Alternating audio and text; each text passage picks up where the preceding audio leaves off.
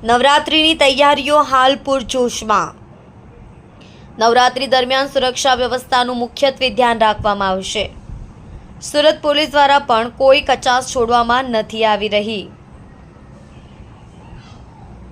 શહેરમાં નવરાત્રિ દરમિયાન કાયદો અને વ્યવસ્થા જળવાઈ રહે તેમજ આયોજકો પણ નિયમોનું ચુસ્તપણે પાલન કરે તે માટે સૂચન। સુરત શહેર પોલીસ કમિશનર કચેરી ખાતે પોલીસ કમિશનર અનુપમસિંહ ગેહલોતની અધ્યક્ષતામાં એક મીટિંગનું આયોજન। મીટિંગમાં આયોજકો ઉપરાંત શહેર પોલીસના અધિકારીઓ પણ જોડાયા હતા। મીટિંગમાં આયોજન સ્થળ પર કઈ પ્રકારની તૈયારીઓથી માંડીને સુરक्षा व्यवस्था मुद्दाओं पर चर्चा કરવામાં આવી હતી। आज माननीय सीपी सर की अध्यक्षता में जितने भी गरबा के आयोजक हैं उनके साथ में और सारे सीनियर अधिकारी की हाजिरी में मीटिंग हुई।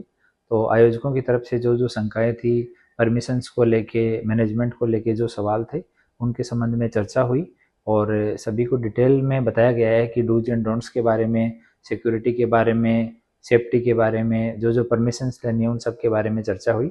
और सारे हम सूरत पुलिस परिवार जो है वो एकदम प्रतिबद्ध है कि शांतिपूर्ण तरीके से और सुरक्षित तरीके से गरबा का आयोजन सुरक्षित